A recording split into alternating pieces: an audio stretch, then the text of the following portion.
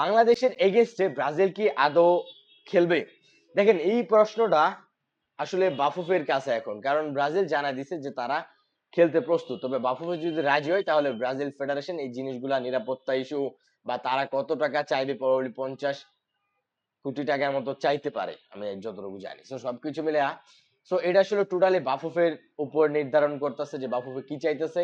And আবার এদিক দিয়ে ওরা যে টাইমটা দিছে 5 থেকে 6 তারিখ, কিন্তু এই টাইমের ভিতরেও ফিফা শেষ পর্যন্ত বাংলাদেশকে খেলতে মানে দিবে কিনা বা বাংলাদেশ কতটা প্রস্তুত এই জিনিসটা দেখার বিষয়। কারণ বাংলাদেশ এশিয়ান কাপ যে খেলতে যেতেছে ওখান থেকে ফেরত আসবে 3 তারিখে। সো 3 তারিখে এসে 5 বা 6 তারিখের ভিতরে ব্রাজিলের মতো টিমের এগেইনস্টে একটা ফ্রেন্ডলি ম্যাচ খেলা, এটা আসলেই অনেক কঠিন। এবং এই যে সবকিছু মিলে এটা আমি আসলে পার্সোনালি বর্তমান প্রেক্ষাপটে চাইও না, কারণ এই টাকাটা এক্সট্রা আমি মনে করি নষ্ট হইব। বা ফ্রেন্ডলি ম্যাচ ঠিক আছে, ব্রাজিলের মতো টিমের এগেইনস্টে একটু ফ্রেন্ডলি ম্যাচ খেলা মানে নিজেদের ফুটবল তাকে পুরো বিশ্বের সামনে তুলে ধরে যে না, বাংলাদেশ নামে একটা ফুটবল টিম আছে যাদের এগেইনস্টে ব্রাজিল খেলছে, যেটা ওয়ার্ল্ড ওয়ে দেখবে। সো এটা অবশ্যই হওয়া উচিত। তবে আমি মনে করি বাংলাদেশের ফুটবলের যে অবস্থা, প্লেয়ার, কোচিং স্টাফ, ম্যানেজমেন্ট কেউ ঠিকঠাক মতো বেতনটা পর্যন্ত পায় না প্রবাবলি, অনেক জায়গায় আমরা শুনি। সো এই জিনিসগুলো না করে এই প্লেয়ারদেরকে সর্বোচ্চ মানে সাপোর্ট দেওয়া উচিত, এফোর্ট দেওয়া উচিত, বেতন, স্যালারি এবং তাদের ফুটবলীয় যে লাইফ গুলো আছে বা একাডেমি করা উচিত। বা এই যে স্টেডিয়াম গুলো নাই আমাদের দেশে, স্টেডিয়াম বাড়ানো উচিত, উন্নত মানের স্টেডিয়াম করা উচিত।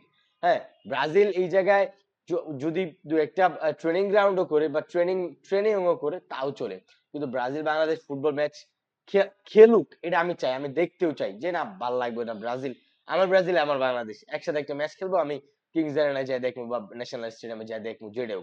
কিন্তু বাস্তবতা আসলে ভিন্ন কথা কয়। বাস্তবতা বলে এই টাকাটা যেখানে নিজেদের কোচিং স্টাফ, প্লেয়াররা, ম্যানেজমেন্টে ঠিকঠাক মতো পায় না, ওইখানে 50, 40, 50, 30 কোটি টাকা দিয়ে ব্রাজিলকে এনে খেলানো শুধুই বিলাসিতা। এই বিলাসিতা আসলে বাংলাদেশের দেখানো উচিত না। বাংলাদেশের এই বিলাসিতার সময় আসলে হয় নাই যে ওরা ব্রাজিলকে আইনা এখানে খেলাবে হ্যান ত্যান। সো এটা আসলে ইন্ডিয়ার একটা ফাঁদ। ইন্ডিয়া খেলতেছে, ওর ইন্ডিয়া তো একটা বিজনেস কান্ট্রি। ওরা ব্রাজিলকে 150-200 কোটি টাকা দিয়ে যত টাকা দিয়ে আনুক, ওরা এখানে 1000 টাকা তুলে ফেলবো। অগর ওই ক্যাপাবিলিটি আছে, ওদের ওই বিজনেস মাইন্ড আছে, ওরা তুলে ফেলবে, ওদের জন্য এটা ব্যাপার না। হ্যাঁ, কিন্তু বাংলাদেশেও তোলার ক্ষমতা আছে, বাংলাদেশে তো পাগলের অভাব নাই। ঠিকই 10,000-20,000 টাকা দিয়ে টিকিট কেটে যাবে, কিন্তু সবকিছু মিলাই আসলে 3 তারিখে এশিয়ান কাপ শেষ করে 5-6 তারিখে ব্রাজিলের সাথে খেলা সম্ভব, এটা আমি কোনোভাবেই আমার দ্বারা মনে হচ্ছে পসিবল। বাদ বাকি সবকিছু মিলাই দেখা যাক শেষ পর্যন্ত কি হয়। হোক বা না হোক, এশিয়ান কাপে বাংলাদেশ ভালো মতো পার্টিসিপেট করুক। একটা মানে ফিফা টুর্নামেন্ট বলে কথা, শেষ পর্যন্ত দেখা যাক বাফুফে কি সিদ্ধান্ত নেয়। সবকিছু আসলে বাফুফের ঊর্ধ্বে। বাফুফে সিদ্ধান্ত নেওয়ার পরে আসলে ব্রাজিল ফেডারেশন নিরাপত্তা ইস্যু নিয়ে কথাবার্তা বলবে। দেখা যাক শেষ পর্যন্ত কি হয়।